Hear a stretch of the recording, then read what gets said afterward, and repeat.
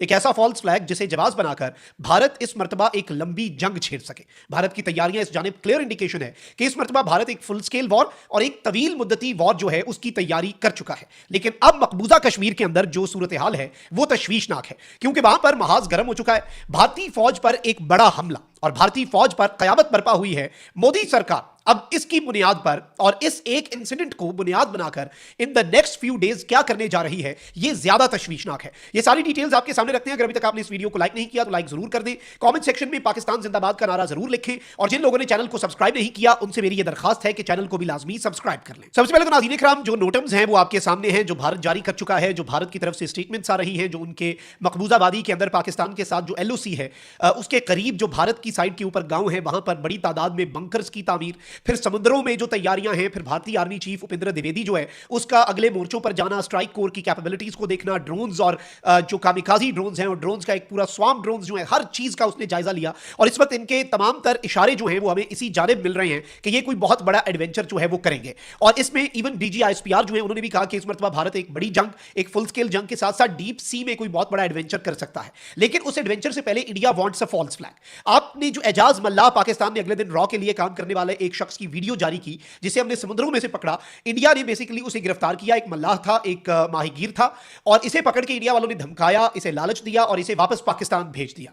और वापस पाकिस्तान भेजकर इसे कहा कि पाक आर्मी, पाक नेवी, पाक एयरफोर्स और रेंजर्स इनकी वर्दियां लाओ, करेंसी नोट्स लाओ, ये सब कुछ लाओ। और ये शख्स ये सब कुछ तैयार करवा के वापस जा रहा था, लेकिन ये एजेंसीज के रडार पे था तो इसे पकड़ लिया गया। फिर इसका एतराफी बयान पूरी दुनिया के सामने रखा गया, विच मींस कि इंडिया वहां पर भी कोई फॉल्स फ्लैग करना चाह रहा था और उसे जवाब बनाकर पानियों के अंदर, समुद्र में कोई जंग छेड़ना चाह रहा था। पाकिस्तान ने वो मंसूबा तो नाकाम बना दिया, लेकिन फॉल्स फ्लैग कितने हम रुकवाएं? इंडिया के अंदर ये कुछ भी कर ले और उसका सारा मलबा, जैसे पहलगाम का बगैर किसी सबूत के मलबा पाकिस्तान पे डाल दिया, पुलवामा का बगैर किसी सबूत के मलबा पाकिस्तान पे डाल दिया। इवन पहलगाम के बाद पाकिस्तान के प्राइम मिनिस्टर ने खड़े होकर कहा कि भाई कोई वेरीफाइबल एविडेंस है तो सामने रखो, पूरी दुनिया के सामने रखो, हम उस पर काम करने के लिए तैयार है कि भाई हमारे मुल्क के अंदर से अगर कुछ हो रहा है। यही बात पाकिस्तान ने पाकिस्तान का असली मौका है ना, पाकिस्तान ने अफगानिस्तान के सामने वेरीफाइबल एविडेंस रख दिया कि भाई ये आपकी मुल्क से हो रहा है, आप डिनाई कर रहे हैं, ये एविडेंस देखें। पाकिस्तान ने वहां पर एविडेंस दिखाया। भारत वही इल्जाम अगर हमारे पे लगा रहे हैं तो भारत एविडेंस दिखाए, सिंपल सी बात है। लेकिन वो नहीं दिखाते, वो उसकी बुनियाद पे जंगें शुरू करते हैं और सरहदों पर तनाव होता है क्योंकि देश में चुनाव होता है।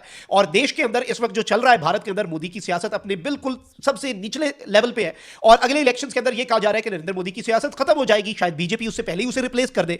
अब ये सब कुछ बचाने के लिए, थोड़े से सियासी फायदे के लिए जंग छेड़ने वाला मोदी अपनी पूरी सियासत बचाने के लिए किस हद तक गिरेगा ये आप मुझसे बेहतर समझते हैं। अब नाज़रीन इकराम, इन सारी चीजों को आप कंबाइन करें। टाइम्स ऑफ इंडिया 7 घंटे पहले खबर देता है, operation Chatroo, security forces launch anti terror operation in Jammu and Kashmir, Kishtwar, encounter underway. ये कहते हैं कि मकबूजा वादी के अंदर सिक्योरिटी फोर्सेज ने एक ऑपरेशन लॉन्च कर दिया है और ये एंटी टेरर ऑपरेशन है। अच्छा, मकबूजा वादी के अंदर जिस चीज को या जिस अमल को ये टेररिज्म के साथ इबारत करते हैं, ये हर उस इंसिडेंट को पाकिस्तान के साथ भी जोड़ते हैं, ये भी आप ज़हन में रखिएगा। और कहते हैं कि हमारे पास जो स्पेसिफिक इंटेलिजेंस है वो आई और आर्मी की जो व्हाइट नाइट कोर है उसने ये जो छतरू एरिया है इसके अंदर एक एक्सचेंज ऑफ फायर हुआ, दोनों साइड से जो जंग का सा समा रहा, घुमसान का रन पड़ा। और ये कहते हैं कि स्पेसिफिक इंटेलिजेंस की बुनियाद के ऊपर एक बड़ा ऑपरेशन जो है वो वहां पर किया जा रहा है। और इवन जो मकामी पुलिस है, अर्ली मॉर्निंग आवर्स के अंदर ये ऑपरेशन हुआ। अब ये तो इनकी जो व्हाइट नाइट कोर है उसने ये इनिशियल स्टेटमेंट दी। एनडीटीवी भी कहता है कि encounter underway between terrorist and security forces in Jammu and Kashmir, के वहां पर भी ये हुआ।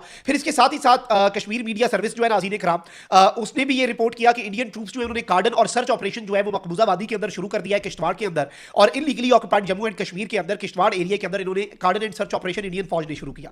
फिर द हिंदू ये रिपोर्ट कर रहा है कि encounter breaks out between security forces and terrorist in Jammu and Kashmir. According to officials, army और सीआरपीएफ जो है वो ज्वाइंट ऑपरेशन कर रहे हैं। सीआरपीएफ क्या इंडिया की ये सेंट्रल रिजर्व पुलिस फोर्स है। अच्छा, अब नाज़रीन इकराम मैं आपको ये बता दूं कि इंडिया के अपने जो ओपन सोर्स इंटेलिजेंस के अकाउंट्स हैं वो कहते हैं कि भाई मिलिटेंट्स के साथ कलबन फॉरेस्ट एरिया है, ये नेटगम छतरू सब डिवीजन है डिस्ट्रिक्ट किश्तवाड़ के अंदर, वहां पर ये फॉरेस्ट एरिया है जहां पर हमने दहशतगर्दों को, और ये कहते हैं हमने जैश के जो 3 से 4 मिलिटेंट्स हैं उन्हें ट्रैप कर लिया है। ये इनके अपने अकाउंट्स ये बात कर रहे हैं जो इनके ओपन सोर्स इंटेलिजेंस के अकाउंट्स हैं। और फिर ये कहते हैं कि इवन हमारे कुछ फौजी जो हैं वो यहां पर जख्मी भी हुए हैं।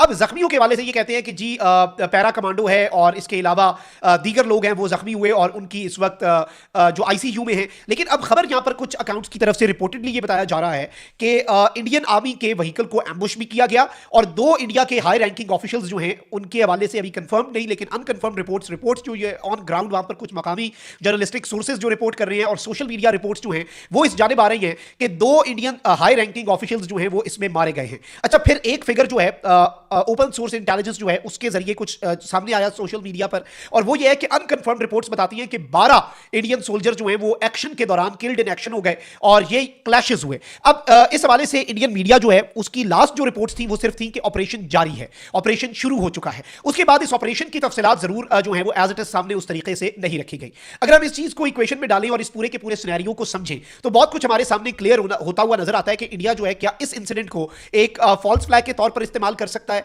इंडिया क्या इस इंसिडेंट की बुनियाद के ऊपर कोई बड़ा एडवेंचरिज्म कर सकता है। ये सारे वो सवालात हैं जो इस वक्त हमारे जहन में उभर रहे हैं। लेट्स सी कि चीजें किस तरफ को जाकर रुकती हैं, लेकिन अभी तक का जो सिनेरियो है वो हमने देखा, और इस सिनेरियो के अंदर इंडिया की जंगी तैयारियों को हम इक्वेशन में डालें, इंडिया की तरफ से प्रोवोकेटिव स्टेटमेंट्स को अगर हम इक्वेशन में डालें, इंडिया की तरफ से बढ़ के, और इवन जो इंटरनेशनल रिपोर्ट्स हैं, फिर इवन जो हमारा डीजीआईएसपीआर के साथ इंटरेक्शन हुआ, फिर उसके साथ इस इक्वेशन के अंदर हम पाकिस्तान की इंटेलिजेंस एजेंसीज की जो रिपोर्ट्स हैं उन्हें डालें, और अब अगर इसी पूरे एक पजल के अंदर मिसिंग पीस ऑफ पजल के तौर पर ये जो इंसिडेंट हो रहा है इसे अगर रिपोर्ट कर दिया जाए, और क्या नरेंद्र मोदी बदले की आग में कोई बड़ा ऑपरेशन करेगा, या फिर सिंदूर 2.0 का ये जवाब है, या फिर दर हकीकत इंडियन फौज जो है उसे धचका लगा है, ये सारी की सारी चीजें जो हैं ये जवाब तलब है। लेट्स सी के मामला कहां पर जाकर रुकता है, लेकिन अभी तक ये डेवलपमेंट्स थी जो आपके सामने रखना बहुत ज्यादा जरूरी थी।